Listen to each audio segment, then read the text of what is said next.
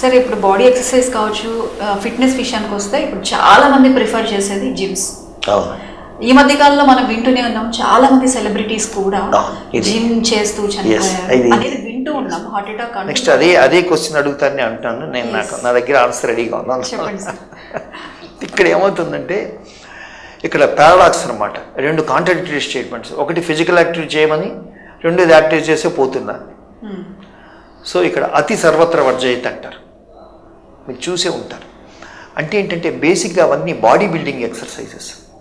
ఇక్కడ రెండు రకాల ఎక్సర్సైజ్ ఉంటాయి. ఒకటి ఏంటంటే ఫ్రీ ఐసోటానిక్ ఎక్సర్సైజెస్, అంటే జస్ట్ కాళ్ళు చేతులు ఆడిస్తూ మనం మన క్యాలరీస్ని బర్న్ అవుట్ చేయటం ఒకటి.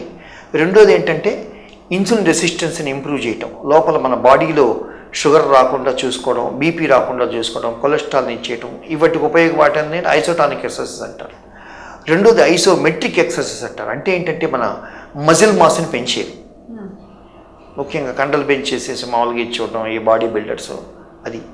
అట్లానే ఆ జిమ్లో ఎక్కువ ఏంటంటే ఈ రెండు ఎక్సర్సైజ్ మనకు ముందు ఏం కావాలనేది ఫస్ట్ ఇంపార్టెంట్. 40 years దాటిన తర్వాత కండలు పెంచానుకోండి, అప్పుడు ఈ బీపీని ఎక్కువైపోయి సడన్గా ఉన్నట్టు వాటి రిలేటెడ్ ప్రాబ్లమ్స్ రావడం.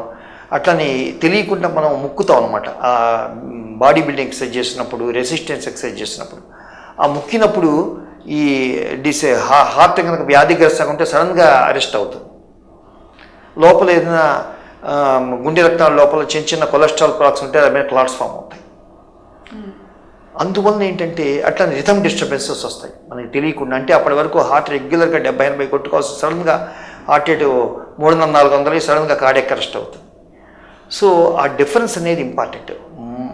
బాడీ బిల్డింగ్ ఎక్సర్సైజెస్ లేకపోతే ఐసోమెట్రిక్ ఎక్సర్సైజ్ అయితే 40 ఏళ్ళు దాటిన తర్వాత ముందు ఒక కార్డియాలజీ దగ్గరికి వెళ్ళి మన హార్ట్ హెల్త్ ఎలా ఉందని చూపించుకొని స్ట్రక్చర్డ్గా రీహాబిలిటేషన్ చూసుకొని టీఎంటీ టెస్ట్ చేయించుకొని, టీఎంటీ అప్పుడు మన body BP responses, heart rate response, ECG response చూసుకొని as he is fit for doing the isotonic exercise but not isometric exercise.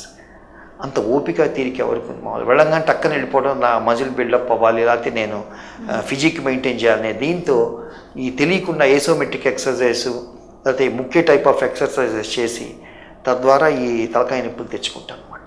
ఇది ఇంపార్టెంట్. మానిటర్డ్ మీకు 25-30 years అప్పుడు అయితే పర్వాలేదు. అదే కనుక 35-40 రీచ్ అవ్వగానే ఈ మెటబాలిక్ హెల్త్ చూసుకోవడం, నీ బాడీ ఎగ్జర్షన్ అప్పుడు ఎట్లా రెస్పాండ్ అవుతుంది అనేది సైంటిఫిక్గా టీఎంటీలో చూసుకోవడం, అది చూసుకొని కనుక చేసుకుంటే ఇలాంటి కెటాస్ట్రఫీస్, ఇలాంటి సెలబ్రిటీస్ అయ్యేది కాదనమాట. మెయిన్ అది.